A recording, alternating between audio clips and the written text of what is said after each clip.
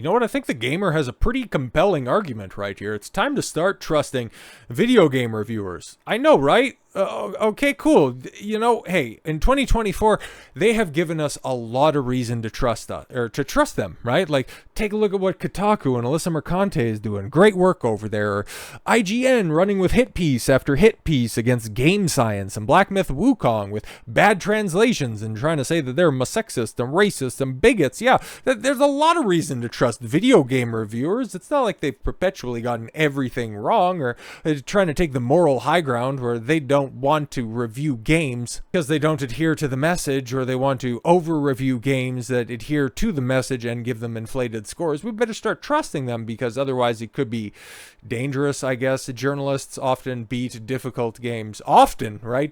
Well, if you're going to be reviewing games, I would expect you to beat the game, but you're trying to give them credit for doing their job.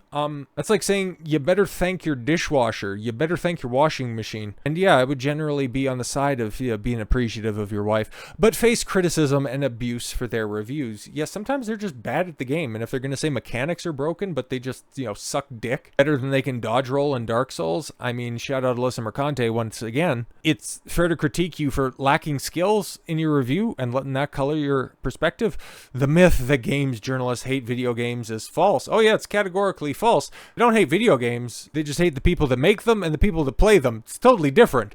Now, they're passionate about the medium. Right. To find trustworthy game critics, look for those with similar tastes and opinions to yourself. Yeah, exactly. So I would say, games journalists are terrible at video games. Yeah, they are.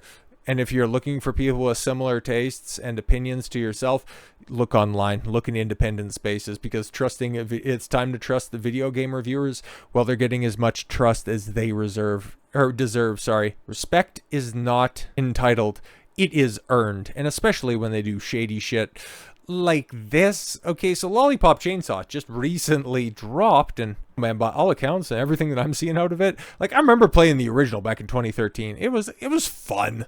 I played a couple of levels, and I still haven't looked through my back catalog when we last talked about this. I know I have it. I'm pretty sure I have it. Oh, I at least rented it and played it, okay? Like, it's a stupid concept, but it's just a fun beat-em-up, right? I didn't know it was getting a remake. I didn't really know that it needed a remake, but after everything that we've heard from the producers and the developers on how they want to be faithful to the original, they just simply want to provide a, fresh coat of paint over the top of it. They don't want to censor anything. They don't want to adhere to a modern audience. They just simply want to adhere to the whims and the desires of the audience. Then yeah, I'm behind them on that. I'm behind them like Juliet's, boyfriend's severed head. It's a crazy game, right? And when I hear good things like this, instead of, oh yeah, it got delayed because, it was just, a borky, buggy piece of crap, okay? The Lollipop Chainsaw RePOP hasn't suffered another delay, but it was instead bumped up nearly 2 weeks to September 12th. Yeah, because there's several other duds that are coming out towards the end of the month. Like, Mortal Kombat 1's Chaos Reigns expansion is supposed to be coming out, and I'm sure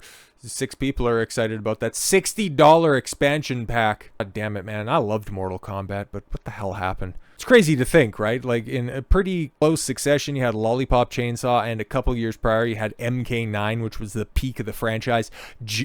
Undeniably. But as reported by Gamatsu, developer Dragimi Games confirmed that the change would affect all versions of the game: PS5, Series X and X, Nintendo Switch, and PC in North America, Central, South America, and Europe. Previous release date, yeah, that's what I thought. And this was the first time we talked about this when I, heard about this, and they were talking no censorship. We're just, trying to be faithful to the original, a kind of a breath of fresh air in the gaming industry. Yeah, from September 25th to September 12th. And yeah, the game's out right now, and a lot of people are experiencing it. And outside of some funky shaders where it's looking really washed out, like, I don't know why they decided to make it as bright as they did, but yeah, it's awfully bright. It's awfully colorful. It's just, yeah, it could do with a couple of touch-ups, and I'm sure patches will probably go ahead and fix that. But this is where the cope comes in. Okay, Lollipop Chainsaw RePOP rather is a remake of the original Lollipop Chainsaw, which follows high school cheerleader and zombie hunter descendant Juliet Starling as she fights through the apocalypse with her boyfriend's severed head at her side. RePOP is the definitive version of the game, which leaves the story unchanged with a focus on quality of life improvements and additional gameplay content. And yeah, I've seen some some people, it's like, oh, take a look at these animations. She doesn't jiggle as much as she used to. It's like, if you're going to that level of autistic detail where you think her tits and her ass don't move as much as they used to, and we're talking about just like a minuscule amount of movement. Like, it's not like, you know, things used to move like this and now they move like this. It's like things used to move like this and now they move like this. There's no perceptive difference, not that I could see. But then again, I don't have a copy of the game quite yet. I'm more than willing to pick it up, and I very likely will by the end of the year, especially with IGN refusing, at least at time of recording, I don't know at the time of publish, they might have changed this, but they're refusing to review the game because, as you can see at the bottom, no review for the recently released RePOP. But yeah, we already reviewed it back in 2013, our 5 out of 10 review. Okay, yeah, the Lollipop Chainsaw doesn't even attempt to differentiate itself from the genre, because yeah, this came out right at the height of, you know, zombie games being everywhere. And yeah, it was kind of a mockery of that genre because yeah, her boyfriend's head, reason that it's severed is because yeah, she's a descendant of a hunter.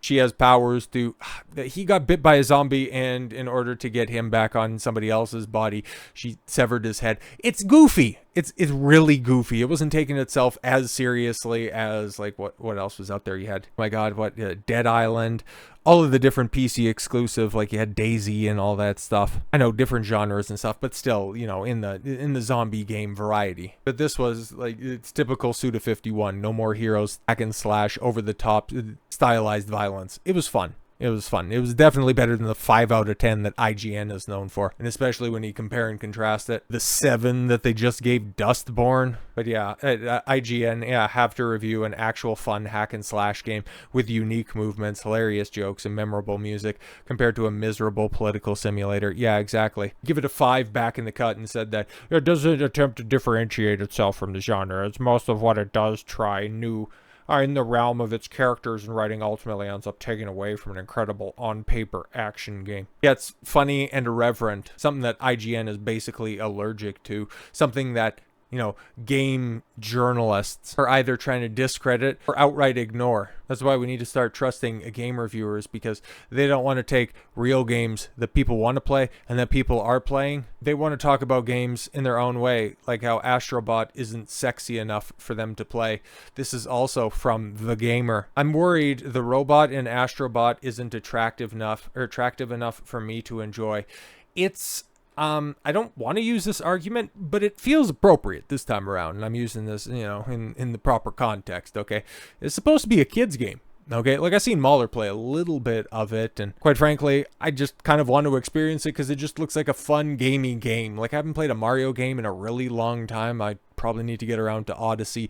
Definitely want to get around to Wonder. But in regards to picking up a non-Final Fantasy game to play on the PS5, or maybe I'll just wait for the PC port for Astro Bot, like, everything that I see out of it and out of the studio developing it, it just makes me want to support it more and more, because they're paying homage to the, you know, the PlayStation history better than, hell, even Sony can. And it's just an unapologetic video game. It's not trying to push a message. It's not trying to be political. It's just trying to be fun. And games reviewers, games journalists are kind of telling on themselves with this, saying Astro Bot isn't sexy and that's the only reason that they play games. But we need to start trusting games journalists, guys.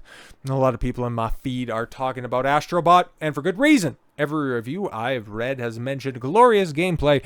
It turns simple movements of discovery into gifts of pure wonder. It reminds me of games of my youth. Something I'd open on Christmas morning and rush to load into the system. And now I'm just looking at other things that I can do with loads. Many other companies may have relegated traditional platformers to the dumpsters of history. Here, as far as I understand, Sony proves that Nintendo doesn't have the monopoly on simple, light fun. Unfortunately, I'm probably never going to experience that fun firsthand because I'm worried the robot in Astro Bot isn't attractive enough for me to enjoy.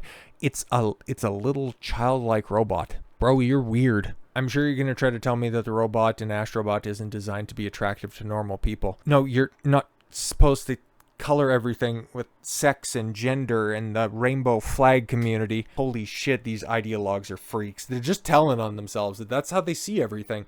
That's why they always go, well, I feel like on everything, because everything is framed through the lens of their emotions. Nothing is tangible. Nothing is real. It's just all about what makes them feel good in the moment. They're hedonists all the way down. Like, there's no structure. There's no discipline. There's nothing successful in their life. They just simply chase good feelings all day long. And we're supposed to take these people more seriously, huh? Interesting. The robot is supposed to be a non-human metal automaton with big eyes and the ability to hover, and I can't fuck it. While its in-game behavior is meant to anthropomorphize this robot, I'm mad that there is no explicit ways to yo, what the fuck?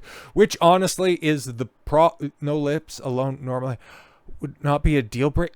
Yo, man, is this guy on a registry or some shit? Because this is wild. But a lack of a mouth means it's harder for me to draw fan art. It should make the police search my laptop. Is this a joke? And don't get me started on the robot's chin.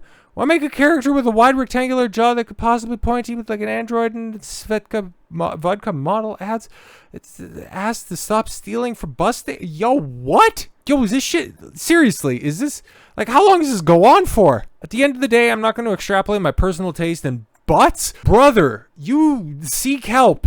Yo, what's the name of this author? Mike Drucker? Yo, bro, everybody run that name through through a certain registry in your neighborhood to see if he's anywhere near a school, because holy shit. I didn't read any of this. All I seen was a headline that somebody posted. I think it was probably Learning the Law. Shout out to them.